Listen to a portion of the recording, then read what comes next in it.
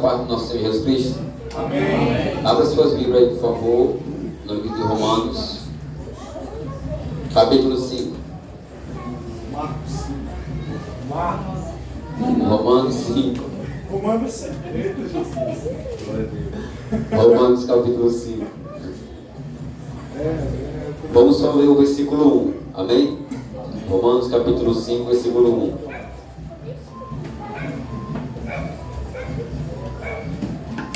Está escrito assim.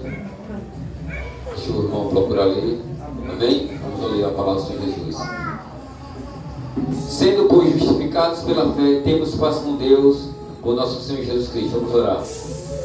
Senhor Deus soberano, Pai celestial, Deus Senhor da glória, maravilhoso, conselheiro, Deus forte, Pai da eternidade, Príncipe da paz, Deus de Israel, cabeça da igreja, Rei dos reis, Senhor dos senhores.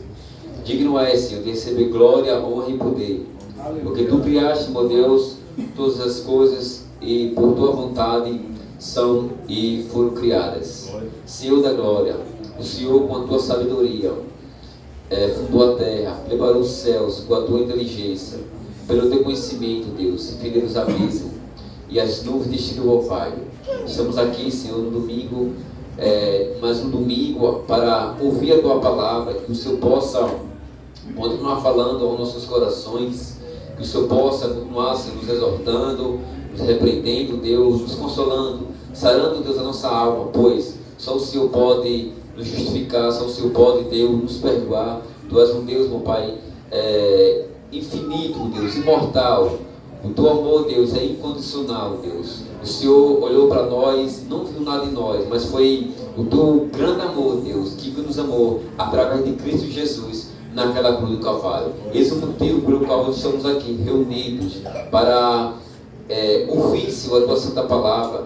Que o Senhor possa abrir nossos corações, Senhor, a nossa mente, e que nós venha a cada dia, Deus, amar a Ti acima de todas as coisas, dependendo das circunstâncias, das lutas, Senhor, das tribulações, desse sistema, Deus, ao qual odeia o Senhor, odeia a Tua igreja e a Tua palavra.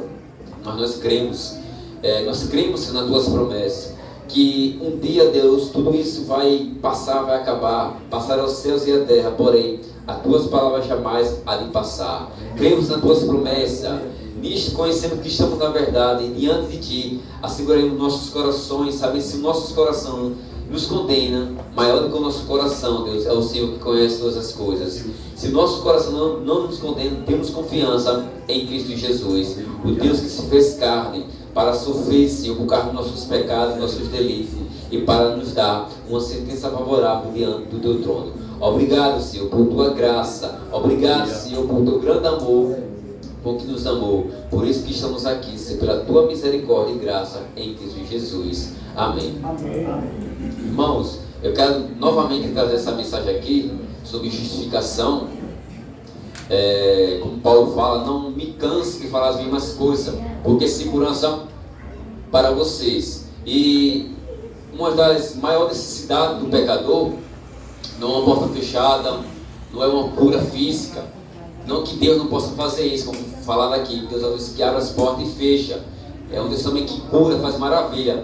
Mas a maior necessidade do pecador é dele ouvir o Evangelho de Deus, é dele ter Cristo como seu Senhor e seu Salvador, alcançar a misericórdia e o perdão de Deus, a sua bondade, a sua graça. Sabendo que nós não merecemos o perdão de Deus, a sua graça, mas Deus, ele quis manifestar a sua glória, Ele quis mostrar o seu amor, Ele quis se revelar para com os pecadores. Porque então a maior necessidade das pessoas hoje em dia não é ela receber bens materiais ou até uma cura, como falei aqui, mas a maior necessidade delas é de ouvir o Evangelho de Cristo, não somente uma obra social. As pessoas precisam, de ser ajudadas, receber carinhos, palavras de conforto e abraço, mas a maior necessidade que elas têm é de ouvir o Evangelho da graça e da glória de Deus. Por isso que Jesus falou em Marcos 16:15, ide por todo mundo e pregar o Evangelho a toda criatura. Porque ela é a necessidade que o pecador tem, ainda que eles não reconheçam a sua necessidade, ou talvez endureça seu coração. Mas no fundo, toda a humanidade ela precisa de Deus, do seu Criador e da sua glória. Essa é a necessidade do pecador, a salvação, o perdão de Deus. Por isso ele falou: vá por todo mundo e pregue o evangelho a toda criatura, porque elas estão debaixo do juízo e de uma sentença condenatória. Então eu quero falar novamente aqui acerca do evangelho, né? Quão é importante o evangelho para nós, né? Essa obra gloriosa, essa boa notícia de Deus. Então a palavra evangelho vem do grego, que significa evangelho, boas notícias, boa mensagem. E essa boa notícia consiste na obra de Deus em salvar o mundo através da morte de seu Filho Jesus Cristo na cruz do Calvário. Por que eu peguei o texto de Romanos capítulo 5, versículo 1? Paulo fala aqui: sendo, pois, justificado pela fé, temos paz com Deus por nosso Senhor Jesus Cristo. Porque é o único meio de o pecador ter paz com Deus através de seu Filho Jesus Cristo. E o único meio do pecador, seja homem ou mulher, ir até Deus é através do seu Filho. E o único meio dela ir até Jesus, recebendo Jesus como seu Senhor e Salvador, através do Evangelho, dessa boa notícia. Então preste muita atenção que a palavra Evangelho vem do grego, que significa Evangelho, que significa boas notícias, boa mensagem. Essa boa notícia consiste na obra de Deus em salvar o mundo através da morte do seu Filho Jesus Cristo na cruz do Calvário. Então essa é a maior notícia que o pecador necessita ouvir.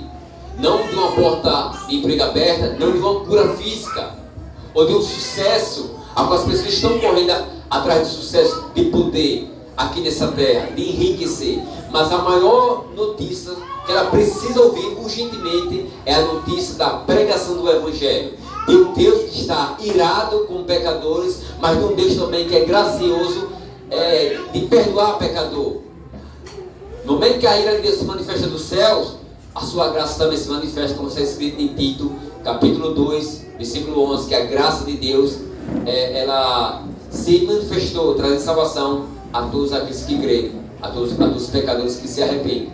Então essa é a maior notícia que o pecador necessita ouvir. Você vê que essa notícia, ela começa lá em Gênesis e termina no Apocalipse.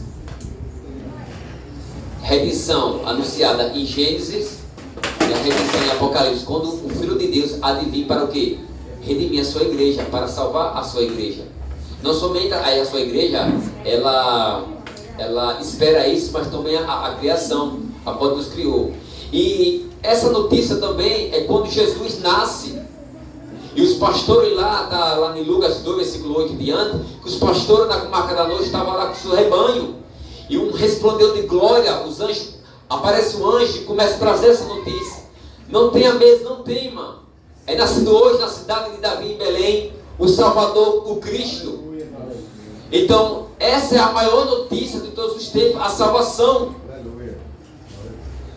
Então, o Evangelho significa isso, boa notícia, boa mensagem. Essa boa notícia consiste na obra de Deus em salvar o mundo através da morte do seu Filho Jesus Cristo na cruz do Calvário, naquela cruz onde Jesus foi crucificado. Segundo, o tema central do Evangelho, preste bem atenção, o tema central do Evangelho é a vida, morte, sepultamento e ressurreição de Cristo, como Paulo afirma aos Coríntios. Irmão, por que eu trouxe novamente essa mensagem? Porque essa mensagem, ela não pode sair do nosso coração, da nossa mente. Paulo fala lá em Filipenses: eu não me canso de falar a mesma coisa para vocês, é segurança para vocês. Porque é necessário que nós venha ser dominado por essa mensagem da justificação pela fé. O irmão Ari trouxe quinta-feira sobre falando da reforma, que foi tratado, foi um dos pilares também na reforma protestante, da doutrina da justificação pela fé, que é através do Evangelho, dessa boa notícia, que o pecador é justificado, é salvo, e não por meio de obras. Então, segundo, o tema central do Evangelho é a vida, morte, sepultamento e ressurreição de Cristo, Como Paulo afirmou aos Coríntios, não precisa ver em 1 Coríntios, capítulo 15, versículo 3. Porque primeiramente vos entreguei o que também recebi, que Cristo morreu por nossos pecados, segundo a Escritura, e que foi sepultado e que ressuscitou ao terceiro dia, segundo a Escritura. Note, a mensagem da justificação, o Evangelho, era presente na pregação dos apóstolos. A obra de Deus em Cristo, os apóstolos, essa mensagem era frequentemente pregada pelos apóstolos. Paulo vai dizer aqui, porque primeiramente vos entreguei o que também recebi, que Cristo morreu por nossos pecados, segundo as Escrituras. Então as Escrituras, a palavra de Deus, testifica e atesta, dá testemunho que Jesus foi crucificado, ele morreu, foi sepultado e que ressuscitou ao terceiro dia, segundo as Escrituras. Então era notório, era presente essa mensagem que os apóstolos pregavam. Então as Escrituras, a mensagem da justificação pela fé, da graça de Deus, da redenção, ela é escriturística, ela é histórica, ela é bíblica, ela é canônica. É a notícia de Deus para com o pecador. Terceiro, mas por que Cristo teve que morrer? Mas por que Cristo teve que morrer naquela cruz do Calvário? Resposta para a nossa justificação. Jesus teve que morrer naquela cruz do Calvário para a nossa justificação. Jesus teve que morrer naquela cruz por causa do caráter de Deus e por causa do caráter do homem. O caráter de Deus é santo e é justo. O caráter do homem, do pecador, é maligno e corrupto. Quinto, as Escrituras ensinam que Deus é um Deus justo. Sendo justo, ele não pode ser moralmente neutro ou apático. Ele ama a justiça e odeia o que é mal. Porque as Escrituras ensinam que Deus é justo em toda a Escritura. Sendo ele justo, ele não pode ser moralmente neutro ou apático. Ele ama a justiça e odeia o que é mal. Sendo Deus amor, o seu amor não está separado da sua justiça e da sua ira. Sendo ele amor, ele odeia o que é mal. Salmos capítulo 9, versículo 7, não precisa ver. Salmos 9, versículo 7. Mas o Senhor está assentado perpetuamente, já preparou o seu tribunal para julgar. Então Salmos capítulo 9, versículo 7 vai dizer que Deus está assentado perpetuamente e o seu tribunal está pronto para julgar. Por quê? Porque Deus é um juiz justo, Deus é santo, ele é justo, ele é justiça. Então ele não suporta aquilo que ele é mal. Gênesis 18, versículo 25. Não faria justiça o juiz de toda a terra? Então Deus, ele não pode ser passivo ao pecado. Deus, ele é amor, mas também ele é justiça. Sendo justo, ele não pode ser complacente contra o pecado. Não faria justiça o juiz de toda a terra? Irmão dele, mas Deus não é amor? Como eu falei, Deus, ele é amor, mas também ele é justiça. Por exemplo, se uma pessoa, se um juiz, ele prende uma pessoa, se esse juiz é juiz, ele tem que fazer o quê? Condenar essa pessoa.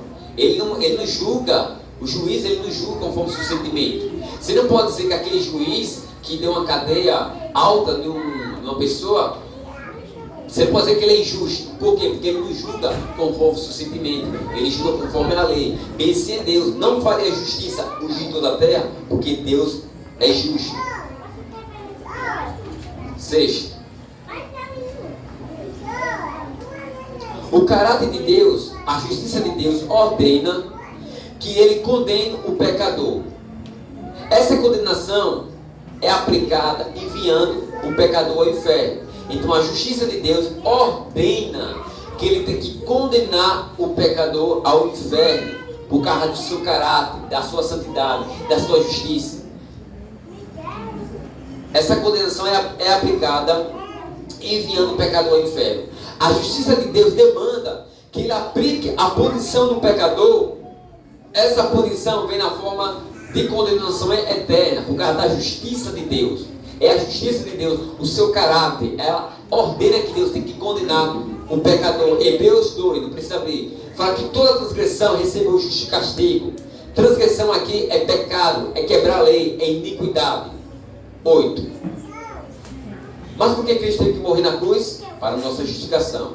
Agora, se pergunta: como então um pecador pode ser salvo? Primeira pergunta: como então um pecador pode ser salvo? Como então um pecador pode ser salvo? Como um pecador pode ser perdoado dos seus pecados? Como ele pode escapar do inferno e ir ao céu? São 3 perguntas. O salmista faz essa mesma pergunta no Salmo 24. Quem subirá ao monte do Senhor? Ou quem estará no seu lugar santo? Ele mesmo dá a resposta no versículo 4 e 5. Aquele que é limpo de mãos e puro de coração, que não entrega a sua alma à vaidade, nem jura enganosamente, este receberá a bênção do Senhor e a justiça do Deus da sua salvação. Aquele que é limpo de mão e puro de coração. Não existe nenhum pecador nascido de Adão, limpo de mão e puro de coração. Como fala de mão aqui, fala que as mãos nunca foi dada para o pecado, que a mão nunca foi usada para a iniquidade, para aquilo que é mal. Aquele que é limpo de mão e puro de coração. Não existe nenhum homem na face da terra, nascido de Adão e Eva, limpos de mão e puro de coração. Por quê? Porque a Bíblia diz em Marcos 7, versículo 20, que no coração do homem são os maus pensamentos, adultério, prostituição, homicídio, blasfêmia, loucura e outras coisas. Então todos já nascem impuros, em pecado, em iniquidade. Este receberá a bênção do Senhor e a justiça do Deus da sua salvação. O que quando Davi diz: aquele que é limpo de mão e puro, quem entrará no céu? Ou quem estará no seu lugar, Senhor? Aquele que é limpo de mão e puro de coração. Davi aqui ele tem em mente a santidade de Deus, a sua justiça, a sua impecabilidade, a sua transcendência, a sua glória, a sua majestade, no lugar santo, justo, que não pode entrar pecado. Só um santo, só um justo pode entrar no reino do céu. É um lugar onde Deus habita, na sua glória, a sua majestade. Este receberá a bênção do Senhor e a justiça do Deus da sua salvação. Aquele que é justo. Só um justo pode ir ao céu. Só um justo pode escapar da condenação. O pecador, para ser salvo, necessita da justificação. Ele necessita ser justificado. Aleluia. 10.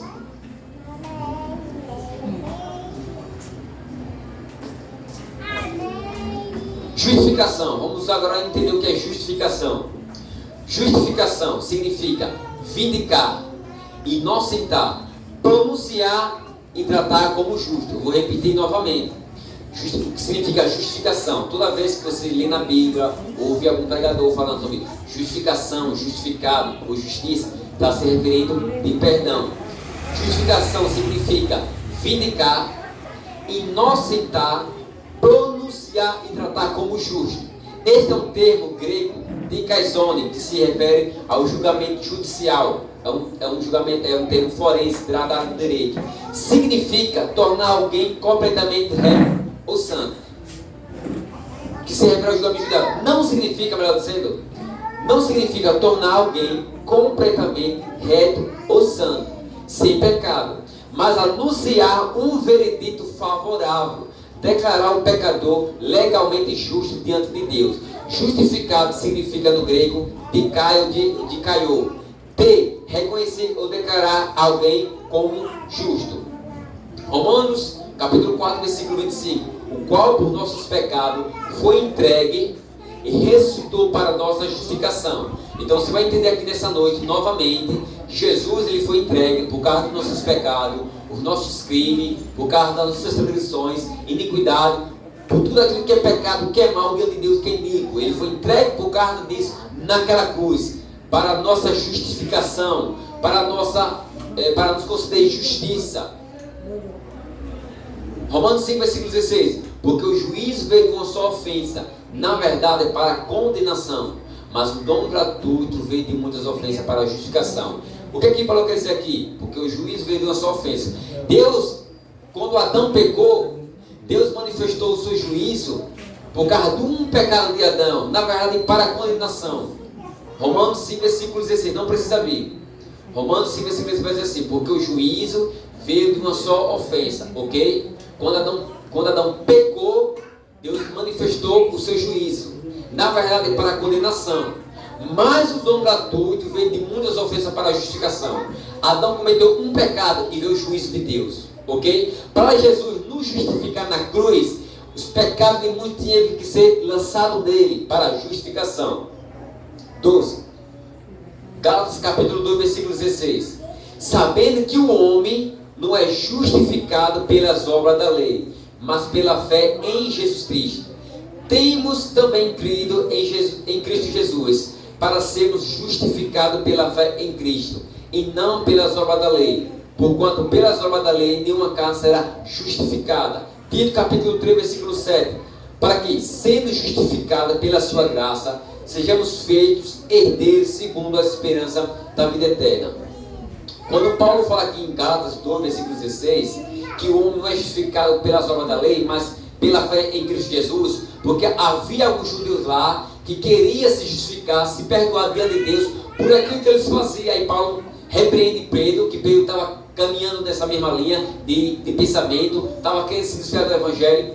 Paulo repreende Pedro, você foi justificado pela fé da mesma maneira que o gentio é justificado pela fé. Pedro, você não foi justificado e nem eles foram justificados pelas obras da lei, porque a lei mostra o seu pecado, a lei condena. Da mesma forma que ele foi justificado pela fé, os gentios, você também é justificado, e não pelas obras da lei, não por aquilo que o homem possa fazer. Aí Tito 3, versículo 7, Paulo vai dizer, para que sendo justificados pela sua graça, sejamos feitos herdeiros segundo a esperança da vida eterna. No momento que você é justificado pela graça de Deus, que é um ato de amor da graça de Deus, você não merece, você passa a ser herdeiro, herdeiro segundo a esperança da vida eterna. 13.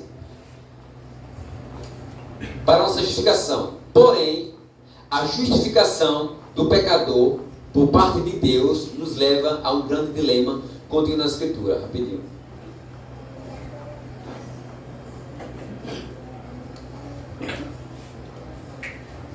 Porém, mas por que Cristo teve que morrer na cruz? Para a nossa justificação. Porém, a justificação do pecador por parte de Deus nos leva a um grande dilema contido na Escritura. Preste bem atenção. Porém, a justificação do pecador por parte de Deus nos leva a um grande dilema contido na Escritura, que está escrito em Provérbios 17, versículo 15. O que justifica o ímpio e o que condena o justo, tanto um como o outro são abomináveis ao Senhor. Agora, esse é o dilema. Como Deus justifica o ímpio, que é merecedor do inferno, sem se tornar uma abominação? A justificação do pecador por parte de Deus nos leva a um grande dilema contido nas Escrituras Sagradas, na Bíblia, que está escrito em Provérbios 17, versículo 15. O que justifica o ímpio e condena o justo, tanto um quanto o outro, é uma abominação aos olhos de Deus. Deus não pode nos salvar. Deus não pode nos justificar. Deus não pode salvar ninguém. A justiça, o seu caráter, não permite que ele faça isso. Deus não pode simplesmente abrir o inferno e salvar todo mundo, tirar todo mundo do lado. Ele seria acusado, a sua justiça, o seu caráter, a sua santidade seria maculado. Por exemplo, novamente, se o juiz, ele tem um filho, e o filho dele assassinou 10 crianças. O juiz tem um filho, o filho matou 10 crianças. E ele vai julgar esse filho. Se ele é justo, o que ele tem que fazer? Julgar o filho. Mas ele não ama o filho. Mas ele tem que julgar, não é conforme o seu amor, seu sentimento pelo filho. Se ele é justo, ele tem que fazer o quê? Condenar o filho que praticou o assassinato. Por quê? Porque ele tem que julgar conforme a legislação. Entendeu? Pense é Deus. Deus não pode justificar o ímpio. Deus não pode nos justificar. Simplesmente abrir o inferno e salvar todo mundo. Resposta: através da morte de Cristo na cruz do Calvário. Eis a resposta. Porque Deus, ele justifica o ímpio e não se torna uma abominação. Você entendeu? Se Deus não envia Jesus e nos salva, ele se tornaria uma abominação. Por quê? Porque ele seria acusado de justificar criminosos. ele seria acusado de justificar pecadores. Assim como o juiz. Se o juiz solta um réu que estuprou uma criança, ele está sendo o quê? Justo ou injusto? Injusto, ele está sendo uma abominação. Se Deus salvar um pecador fora de Jesus, ele está sendo o quê? Uma abominação. Por quê? Porque a sua justiça demanda que ele tem que o quê? Condenar aquele pecador que é merecido do inferno e ao inferno. Resposta através da morte de Cristo na cruz do Calvário. 15. Preste bem atenção. Para entender de que maneira fomos justificados pela morte de Cristo na cruz, primeiro necessitamos conhecer uma doutrina chamada doutrina da imputação. Por que, irmão? Essa doutrina da justificação ela é importante para a igreja e tem que estar presente na nossa vida, porque nós temos que ser dominada por ela, ter ela no coração e na mente, porque com essa doutrina a igreja ela se mantém de pé ou ela cai. Os ensinamentos aí fora é ensinamento de quê? De salvação por obras. Ainda que tenha congregações que se considera igreja, mas quando você entra, sempre tem meios e atalhos para a salvação. Quando você sai aí fora, ainda que tenha congregações que se considera igrejas, mas sempre tem meios e atalhos para a salvação. Não é só Jesus no centro. A obra de Deus, a sua graça soberana de salvar o pecador. Em muitas congregações aí, não é só Jesus que salva, mas Jesus é alguma coisa. Não é o Cristo, o Cordeiro de Deus, sendo esmagado naquela cruz, sangrando, sofrendo por causa dos nossos pecados, dos nossos crimes. Em muitas congregações aí é Jesus e esforços humanos, doutrinas de homens, salvação por obras, atalhos, métodos. Milhares e milhares de irmãos, claro, são nossos irmãos, né? Mas ainda não chegou a estrutura de varão perfeito, a imagem de Cristo, e não entende o Evangelho na sua essência. Não porque Deus não tenha prazer de ensinar a elas, porque elas não querem entrar no oceano de Deus, na sua glória, conhecer infinitamente a glória desse infinito oceano infinito de amor e graça. Para entender de que maneira fomos justificados pela morte de Cristo na cruz, para você entender por que você foi justificado, primeiro necessitamos conhecer uma doutrina chamada doutrina da imputação. Imputação, do verbo imputar, significa atribuir a alguém alguma coisa, acreditar na conta. Imputação significa extrair para fora, ou amputação significa extrair para fora. Imputar significa dentro. Imputação do verbo imputar significa atribuir a alguém alguma coisa, ou seja, acreditar, colocar na conta. Por exemplo, Gálatas capítulo 3, não precisa ver, versículo 6. Depois esse ensinamento aqui, vou estar enviando para a igreja e para os irmãos, assim, olhar com mais cuidado, com mais atenção. Gálatas 3, versículo 6. Imputação do verbo imputar significa atribuir a alguém alguma coisa. Acreditar, colocar na conta, exemplo de imputação. Assim como Abraão creu em Deus, e isso lhe foi imputado como justiça.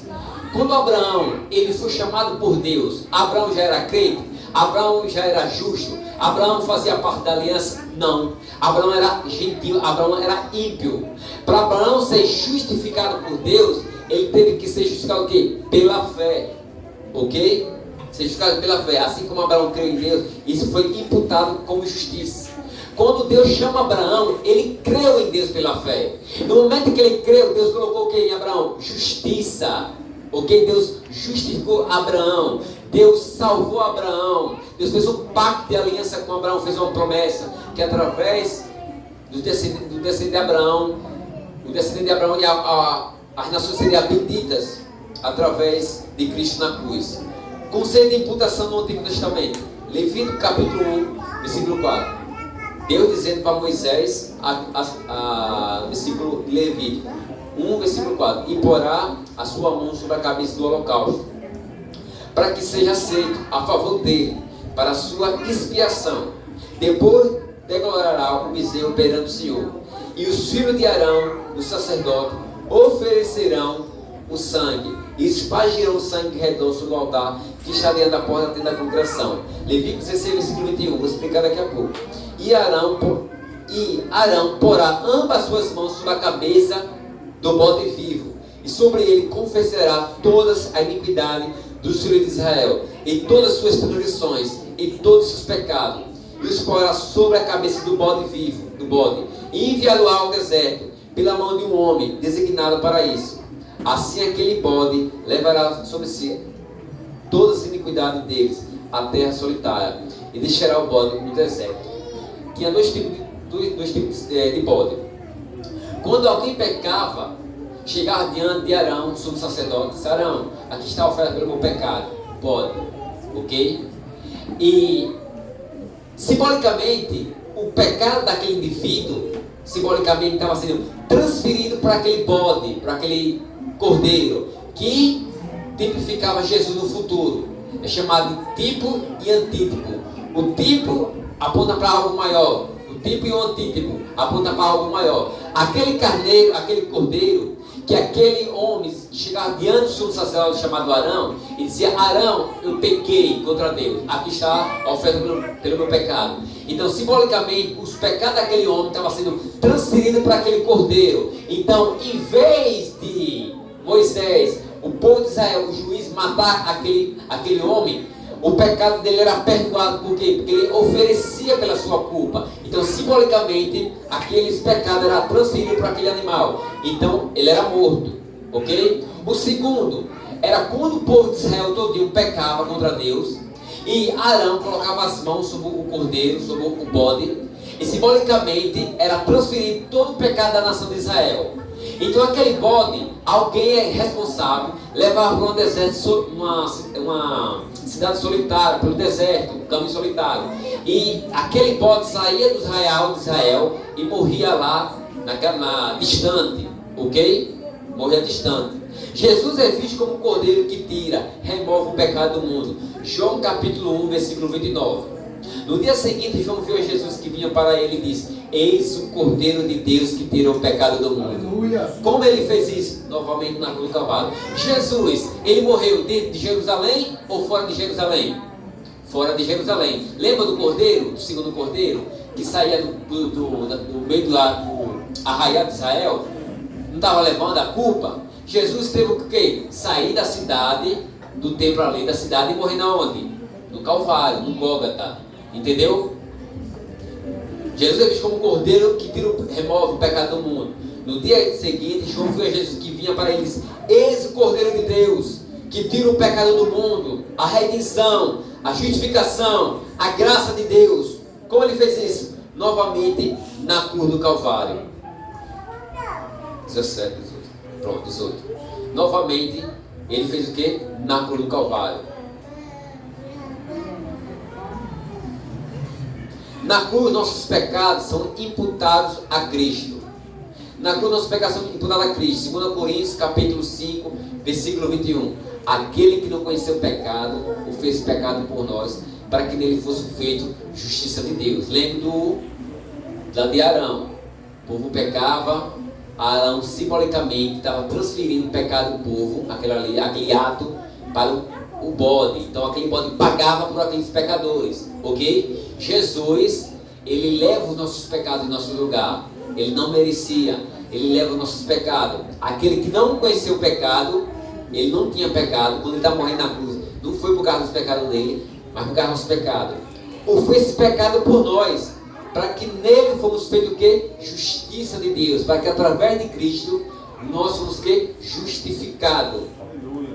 1 Pedro 2, versículo 24. Levando ele mesmo em seu corpo os nossos pecados, sobre o madeiro, sobre a cruz, Cordeiro de Deus que tira o pecado do mundo, remove os nossos pecados, para que mortos para os pecados, pudéssemos viver para a justiça, ou seja, se tornar pessoas justas, justificadas através da sua morte na cruz, e pelas suas feridas foste sarado. Isaías 53, versículo 4. E nós o reputávamos por aflito, ferido e desoprimido. O que Isaías quer dizer com esse versículo aqui? Nós reputávamos por aflito, ferido e desoprimido. Os judeus que traiu Jesus, matou Jesus, ajudou ali, junto com Pilatos e os romanos, eles, na mente deles, achavam que Jesus era culpado, que Jesus estava morrendo por causa dos crimes, dos pecados, não, mas foi por causa dos nossos pecados. É por isso que estava profetizado por Isaías, e nós reputávamos por aflito, ferido de Deus e oprimido.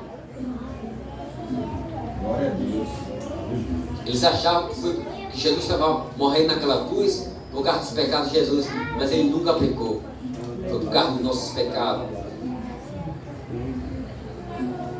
Logo, quando Deus olha para o seu filho na cruz, o que ele vê? Justiça? Santidade? Não. Uma multidão de pecado. Eles foram imputados a Jesus. O que ocorreu na cruz? A ira de Deus que deveria cair sobre nós, pecadores, foi despejada sobre Cristo, lançada sobre Cristo, por nossos pecados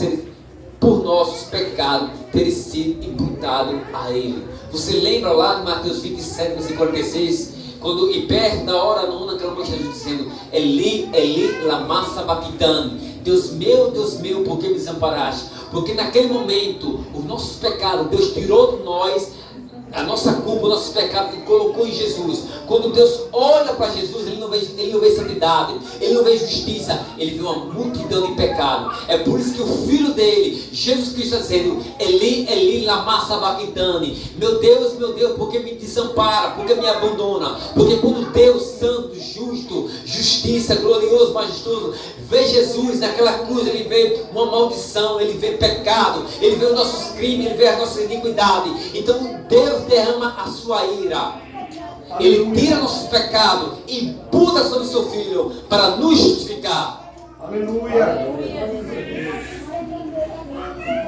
O que ocorreu na cruz? A ira de Deus, que deveria cair sobre nós, foi despejada sobre Cristo por causa dos nossos pecados, ter sido imputado sobre Ele. Entretanto, se isso foi tudo que ocorreu na cruz, a imputação dos seus pecados a Cristo, isso não é suficiente para te justificar. Você vai entender aqui.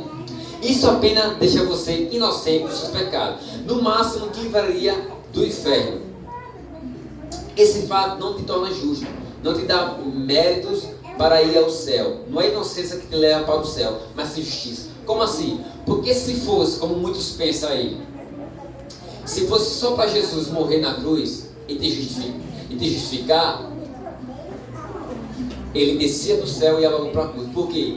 Porque uma vez que ele morre na cruz, ele está pagando por causa dos nossos pecados, das nossas culpas, ok? Mas não é inocência que te leva para o céu ou retidão, mas sim justiça. Se Jesus morresse só naquela cruz e fosse logo para o céu, e não lhe desse uma sentença favorável de justiça, de perdão, de tornar você justo, você não entraria no céu. Por quê? Porque não é retidão ou inocência que te leva para o céu, mas sim justiça. Por exemplo, quando você prega para uma pessoa e manda ela se arrepender, o que ela diz? Não, Jesus já morreu por meus pecados. Você entendeu que elas entendem a obra da salvação na cruz do Calvário é errado? Elas não entendem que algo tem que ser colocado na conta dela se ela merecer. Se fosse só para Jesus morrer na cruz, ele descia do céu e ia logo para a cruz. Não é inocência que te leva para o céu ou retidão, os seus méritos, mas sim justiça. Só pode entrar no céu quem é santo, quem é justo. Não é inocência que te leva para o céu, mas sim justiça. Mateus 5, versículo 20. Porque eu vos digo que se a vossa justiça não exceder a dos escribas e fariseus, de modo nenhum entrará no reino dos céus. Os fariseus, eles achavam que era salvo por quê? Por obras, por aquilo que eles faziam, reconhecimento, pessoas religiosas. Está cheio de pessoas religiosas aí fora que não conhecem a doutrina da justificação e da imputação. Elas não entendem que elas necessitam ser justificadas. Elas não entendem que algo tem que ser colocado na conta dela sem ela merecer. Não é inocência que te leva para os céus. As pessoas sempre irmão, meu irmão, eu nunca matei ninguém, eu sou uma pessoa bonzinha, eu não bebo, eu não fumo, eu não faço nada de errado. E Deus vai me condenar? É claro, Deus é justo. Não é inocência que te leva para o céu, e nem retidão, é justiça, é a obra gloriosa da sua graça na cruz do Calvário. Uma justiça maior tem que ceder e transcender todo o pensamento humano. As pessoas acham que é salvo por aquilo que elas fazem, por aquilo que elas fazem. Deixa eu ver aqui.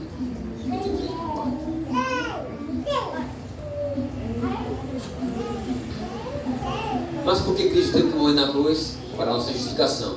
Não há justiça no homem para ele ser salvo. Ninguém nasce justo. Todos nascem condenados, separados da glória de Deus. Estão debaixo do juízo, de uma sentença, aqueles que não se arrependeram. Não há justiça no homem.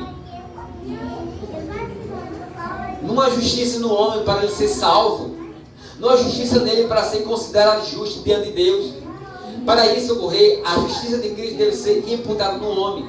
É por isso que o Islã, eles têm Maomé como um caminho de salvação. Os espíritas, Allan Kardec, Adventista, Ellen White, Testemunho de Jeová, Charles Spurgeon Russell, Joseph Smith, dos Mormons, Chechonet. O catolicismo apaixonado por Romano, né, tem como Maria como mediadora e não como Cristo, o Deus no Calvário. E o tema dessa mensagem é Deus no Calvário, o Deus que se fez carne para sofrer naquela cruz por causa dos nossos pecados. Não há justiça no homem para ser salvo, não há justiça nem para ser considerado justo diante de Deus. Para isso ocorrer, a justiça de Cristo deve ser imputada no homem. Por isso é que Cristo obedeceu todos os mandamentos, cumpriu toda a justiça de Deus, foi obediente a toda a lei de Moisés. Ele foi o único homem justo na terra. Mateus 5, versículo 17.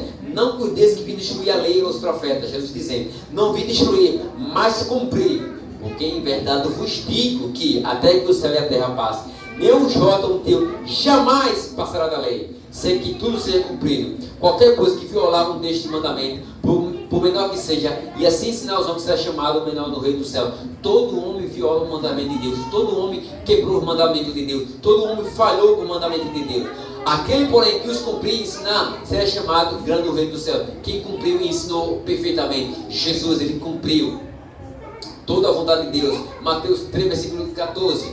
Mas João opunha-se dizendo, eu quero ser batizado por ti, e vem tu a mim. Jesus, porém, respondeu e disse-lhe, deixa por agora, porque assim nos convém cumprir toda a justiça. Então ele o permitiu. Jesus cumpriu toda a lei de Deus. Jesus cumpriu toda a justiça de Deus naquela cruz do Calvário e toda a vontade de Deus. Ele foi considerado totalmente justo, sem pecado, e possui todos os méritos da lei. Aleluia. Aleluia.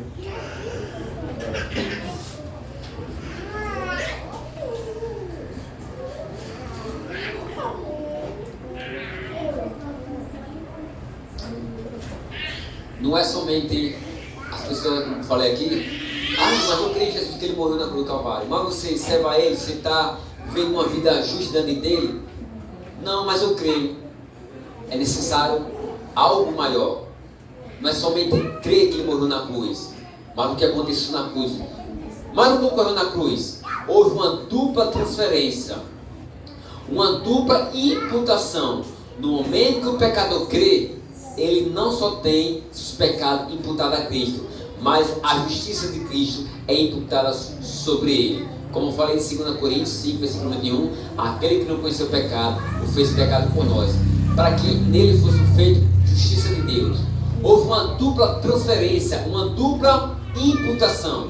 No momento que você prega o Evangelho da graça e da glória de Deus, para um pecador, e ele crê pela fé e se arrepende, no momento que ele crê de todo o coração, Deus pega os pecados dele e imputa em Cristo. Foi o que aconteceu na cruz do Calvário.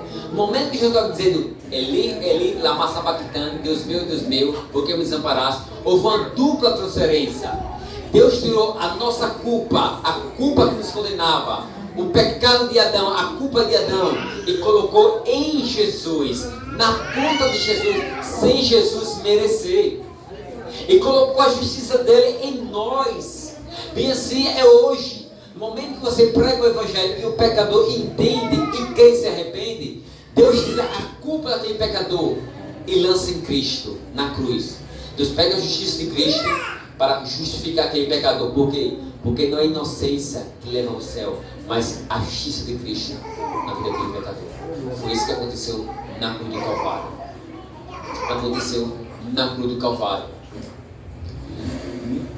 Não significa que o homem se torne santo ou que nunca mais peque, mas que os méritos de Cristo, poder cumprir a lei, os méritos da obra de Cristo, a justiça de Cristo é imputada ao homem. Você lembra lá em Filemão que havia um escravo lá chamado Onesíforo, que era escravo de Filemão, e ele fugiu do seu senhor. Filemão era um homem rico, mas era cristão. E quando ele foge, ele se encontra com Paulo lá em Roma, Onesíforo, que era chamado também de Onésimo. E lá Paulo ganha ele para Cristo, Onesíforo. E Paulo envia ele novamente, escreve uma carta: olha, ele vai aí, mas não receba mais como escravo, receba como irmão. E se ele lhe deve alguma coisa, coloque na minha conta. Ou seja, o que aconteceu na cruz, o que Paulo quer nos falar aqui, ou seja, filho de irmão era o que? Escravo. Ok? Escravo. Então Paulo pagou a carta de quê? De alforria a Filemão. Paulo está dizendo: olha, o que ele lhe deve, coloque na minha conta, eu vou pagar por ele. Deus, Jesus, pagou por nós naquela cruz do Calvário. Cristo nos redimiu, pagou a carta de alforria. Agora, como ele pagou? As pessoas acham que Jesus pagou ao diabo. Não. Jesus nos salvou de Deus, Jesus nos salvou da ira de Deus, e Jesus nos salvou de quem? Para Deus. Jesus nos salvou de Deus, nos salvou da ira de Deus e nos salvou para Deus. Aleluia. A obra é o quê? É perfeita. A obra de Deus é perfeita. Jesus e Deus nunca pagou o diabo. Muitas congregações ensinam isso. Ele nos salvou de Deus, da ira de Deus e para Deus. Porque aquele que nos predestinou, a eles também chamou. E os que chamou, a eles também justificou.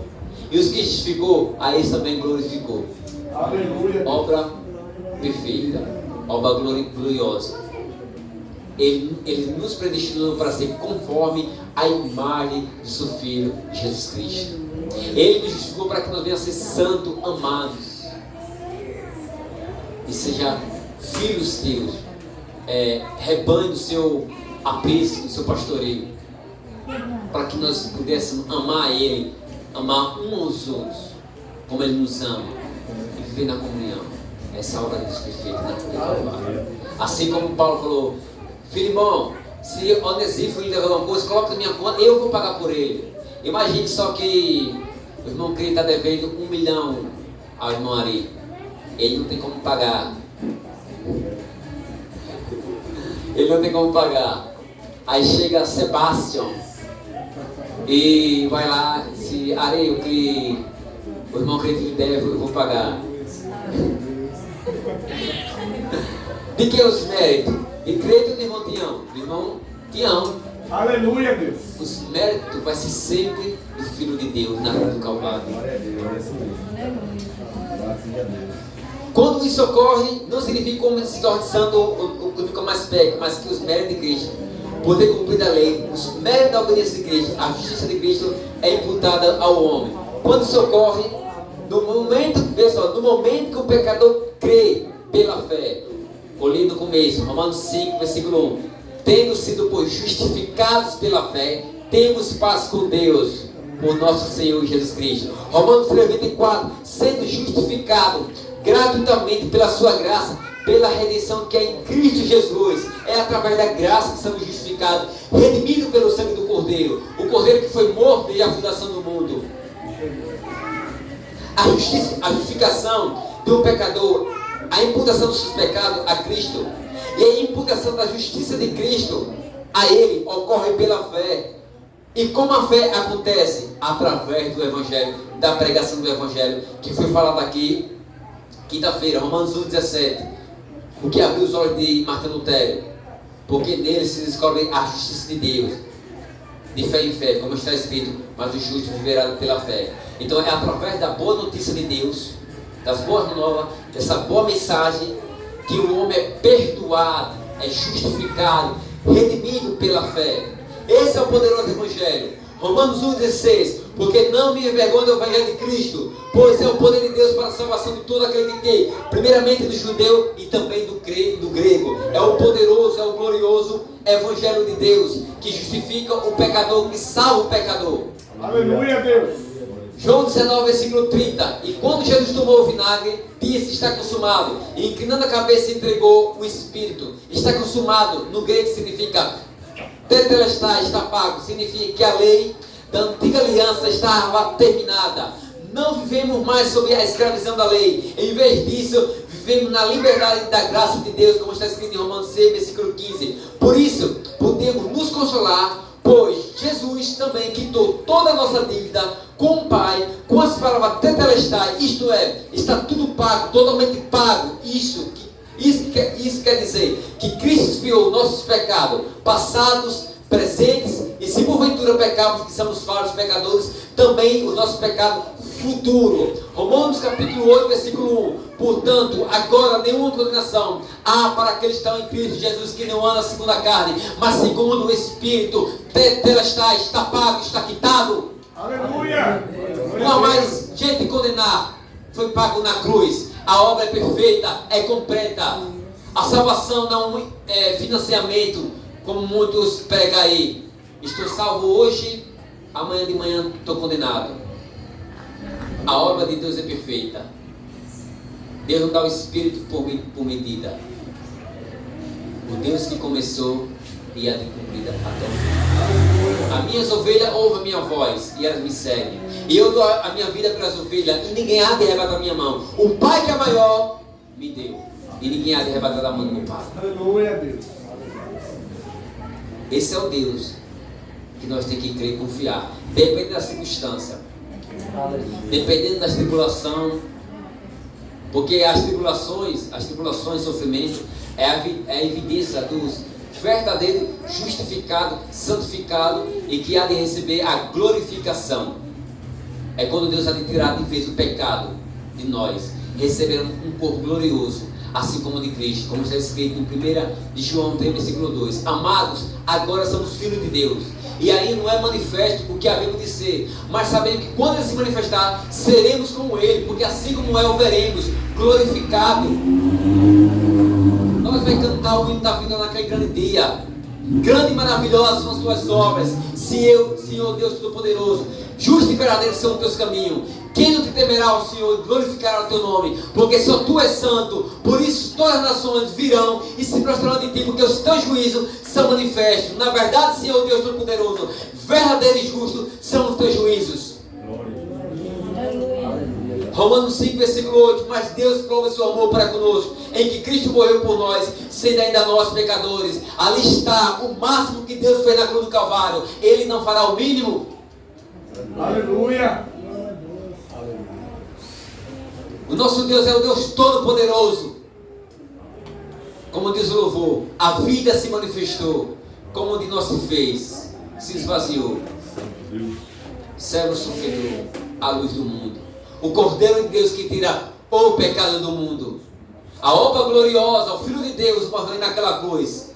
O Filho de Deus que teve lá no Getsemane, ele suou gotas de sangue. E Lucas registrou isso, que Lucas era médico. Ele teve uma hematidose, uma angústia profunda.